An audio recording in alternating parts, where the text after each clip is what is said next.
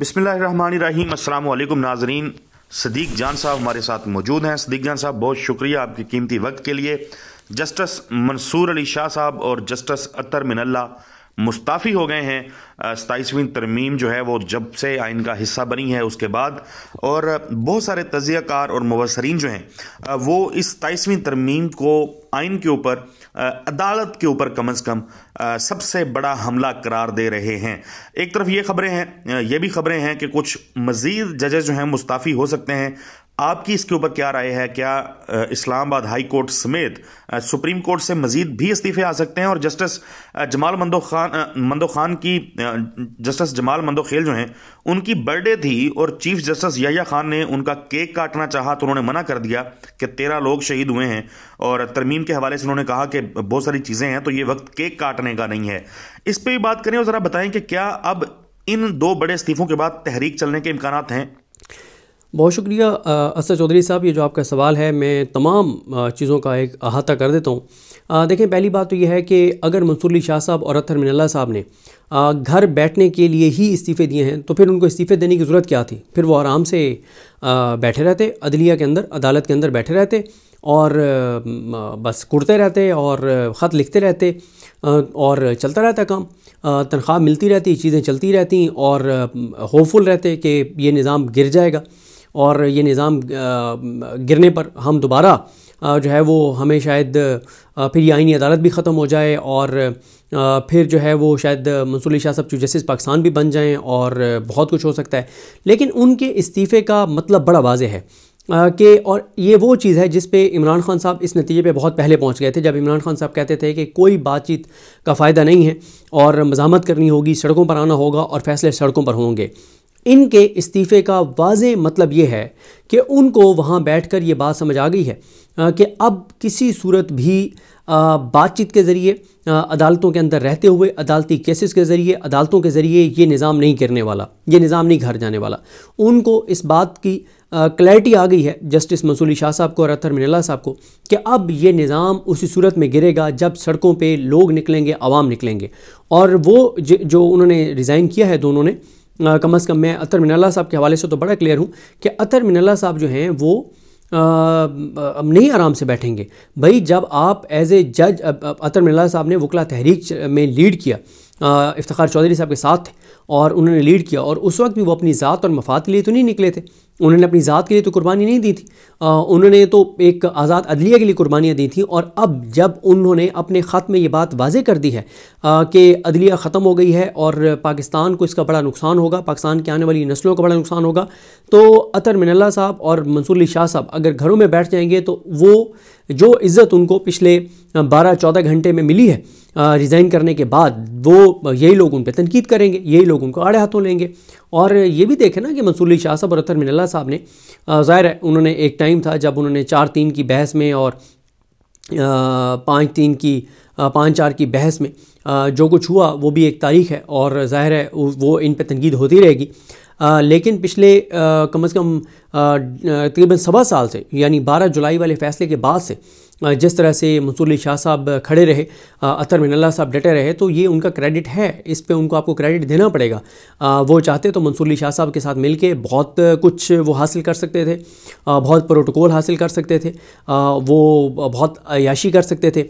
देखें, जब भी इस तरह से होता है ना, हमने बहुत सारी जगहों पे देखा है जहाँ पे क्या होता है कि जब डिज़र्व करने वालों को ऊपर नहीं लाया जाता तो फिर उनको एक रास्ता दे दिया जाता है कि अच्छा, तुम्हें हम इस ओहदे पे तो नहीं ला रहे, आप ठीक है तुम नीचे रह के और जितनी करप्शन लूट मार करनी है, जो माल बनाना है बनाओ, खुल के बनाओ, तुम्हें कोई कुछ नहीं पूछेगा क्योंकि तुम डिज़र्व करते थे जो पोजीशन वो तुम्हें नहीं दी गई, तो अब तुम चलो पैसा कमा लो।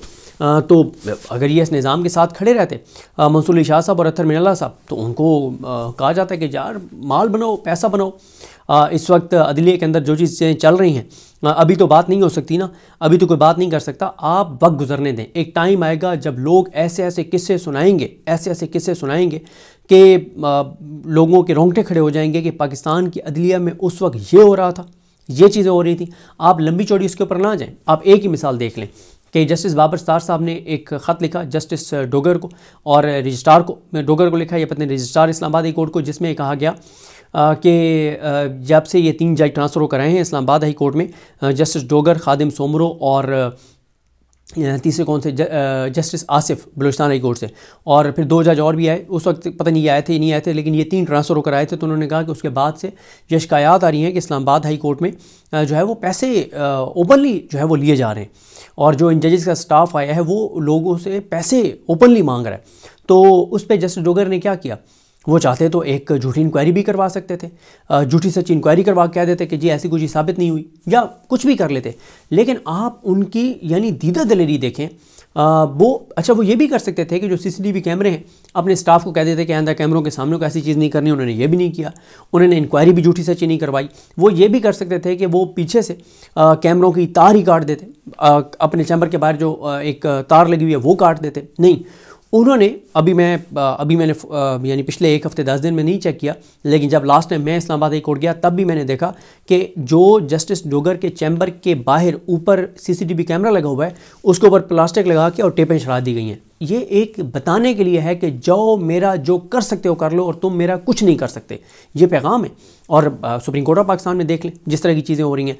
देखें, एक चीज़ को कोई रियलाइज़ नहीं कर रहा, खुदारा इसको रियलाइज़ जितना जल्दी कर लिया जाए उतना बेहतर होगा कि जब आप लोगों को ये बता देते हैं कि अब तुम्हें अदालतों से इंसाफ नहीं मिलेगा, नहीं मिलना, और जजेस पर एतमाद नहीं होगा, तो फिर क्या होगा? फिर मैं क्या बोलूँ? फिर ज़ाहिर है लोग कानून हाथ में लेंगे ना, जस्टिफाइड नहीं है, लोग अपने फैसले खुद करेंगे जो जस्टिफाइड नहीं है। तो मतलब पंजाब में तो जिरगा सिस्टम भी नहीं है कि चलो लोगों को ये हो कि जिरगों से उम्मीद हो, जैसे केपी में जिरगे हैं चलें, लोगों को वहाँ से होता है कि हम जिरगे से फैसला करवा लेंगे। पंजाब में तो जिरगे भी नहीं है, तो पंजाब के लोग क्या करेंगे भाई? अब देखें, अब एक बंदे के घर का फैमिली मेम्बर चला गया है, उसका मर्डर हो गया और अदालत मर्डर करने वाले को बरी कर देती हैं, तो वो जिनके घर का एक फ़र्द चला गया है, क्या वो आराम से बैठे रहेंगे?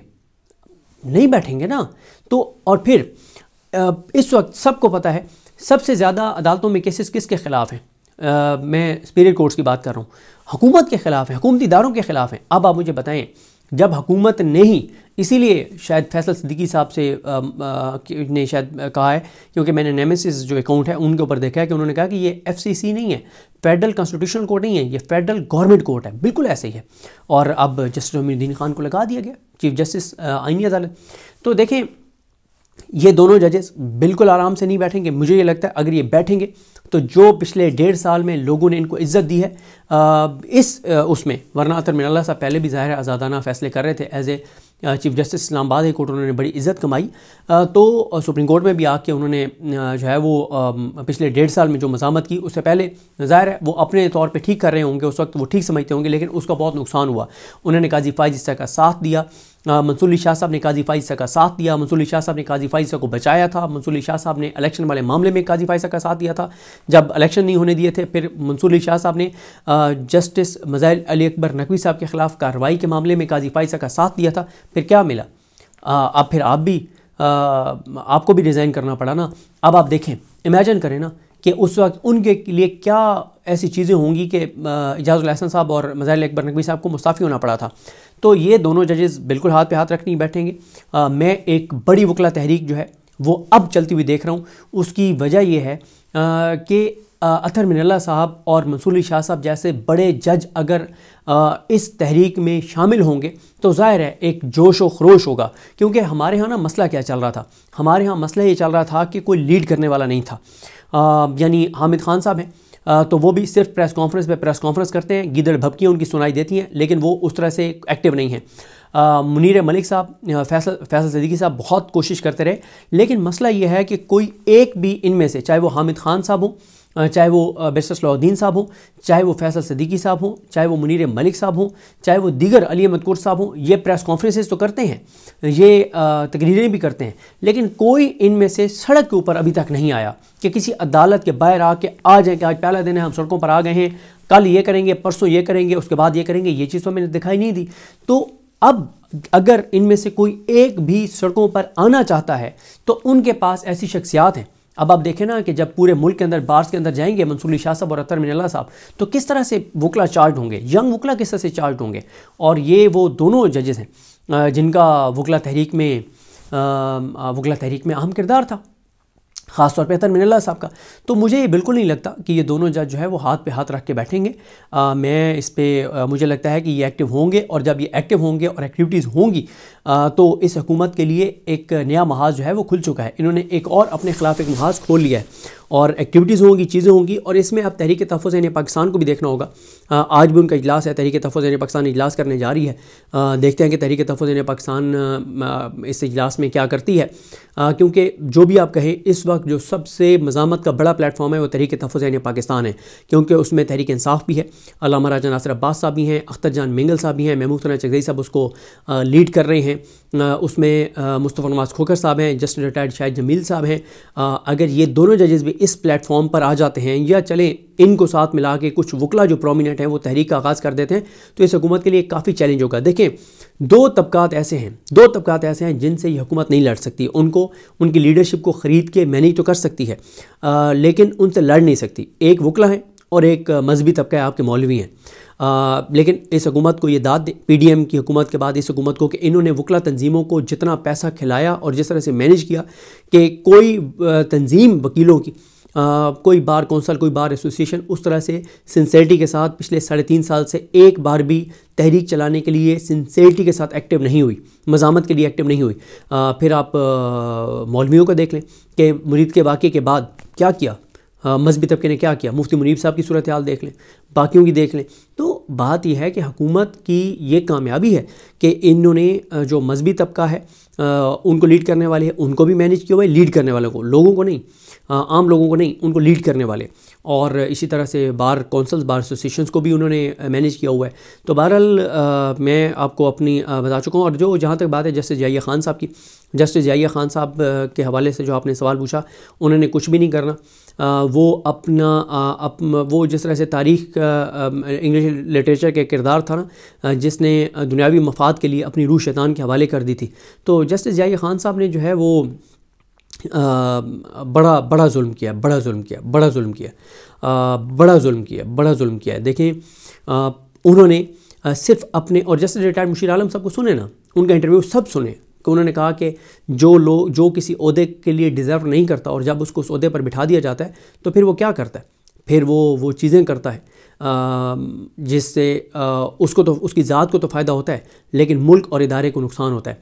देखें, ये मैं समझता हूँ कि पाकिस्तानी तारीख़ का 78 साल का एक ऐसा बड़ा सानिया है, जिस तरह से आप सानिया मशरक़ी पाकिस्तान को कभी नहीं भूल सकते, इसी तरह से अदलिया के साथ जो कुछ किया गया इसको आप कभी नहीं भूल सकते। और जिस तरह से आज भी पाकिस्तान के लोग उन तमाम किरदारों से नफ़रत करते हैं जो पाकिस्तान को दो लख्त करने में जिनका किरदार था, तो पाकिस्तान की अदलिया के मुकम्मल ख़ात्मे में जिन किरदारों का किरदार है, पाकिस्तान की आने वाली नस्लें भी उनसे नफ़रत करेंगी, पाकिस्तान की आने वाली नस्लें भी उनको बुरे अल्फाज में याद करेंगी। मैं कभी कभी ना, मैं आपको सच बात बताऊं, मैं बड़ी, आपको अल्लाह गवाह है, मैं कभी कभी सोचता हूं कि यार जस्टिस मुनीर साहब के अब नस्लें होंगी ना, मतलब उनके आगे जो नस्लें हैं वो होंगी ना इस वक्त, लेकिन आज उनको कोई जानता नहीं है और वो शायद अपना तारुफ भी ना करवाएं कि हम जस्टिस मुनीर के ये लगते हैं।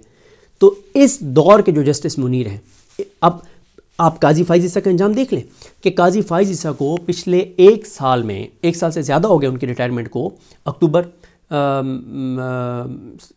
सितंबर, हाँ जी, 1 साल और 1 माह हो गया तकरीबन। आज तक काजी फ़ाइज़ ईसा को पूरी दुनिया में 2 बार देखा गया, और जो कुछ उनके साथ उन 2 बार में हुआ है वो आपने देख लिया। तो वो काजी फ़ाइज़ ईसा जो पूरी दुनिया में कहीं नहीं निकल सकते, सिर्फ पाकिस्तान में नहीं, पूरी दुनिया में कहीं नहीं निकल सकते, इनके ज़िंदगी में इनके साथ ये होगा। और अब आप इमेजिन करें ना कि आज जब जस्टिस मुनीर दहाइयाँ गुजर गई, आज भी उनका नाम नफ़रत की अलामत है।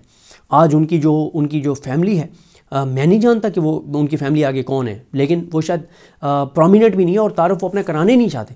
तो आप देखें कि इनकी भी वो जैसे अलीमा खानम साहबा ने कहा कि इन जजेस की आने वाली नस्लें इसकी जो कुछ ये कर रहे हैं इसकी कीमत चुकाएंगी, और वो ज़ाहिर है तनकीद की सूरत में होगी, उनसे सवाल होंगे और वो कभी नहीं बता पाएंगे कि उनका इनके साथ क्या रिश्ता था, क्योंकि इन्होंने ऐसे काम किए हैं जो पाकिस्तान के मफाद में नहीं है। तो बड़ी ज़ाहिर है तकलीफ़देह सूरत हाल है, परेशान कुन है, लेकिन मैं मायूस बिल्कुल नहीं हूँ। उसकी वजह यह है कि पाकिस्तान के लोगों ने जिस तरह से 27वीं आईनी तरमीम पे रिएक्ट किया है, तो इसका मतलब यह है कि पाकिस्तान के लोगों के ज़मीर ज़िंदा हैं। यानी कोई 100 आवाज़ें भी पूरे मुल्क से आपको नहीं मिली, 100 आवाज़ें, 25 करोड़ में से 100 लोग सोशल मीडिया पे नहीं हैं।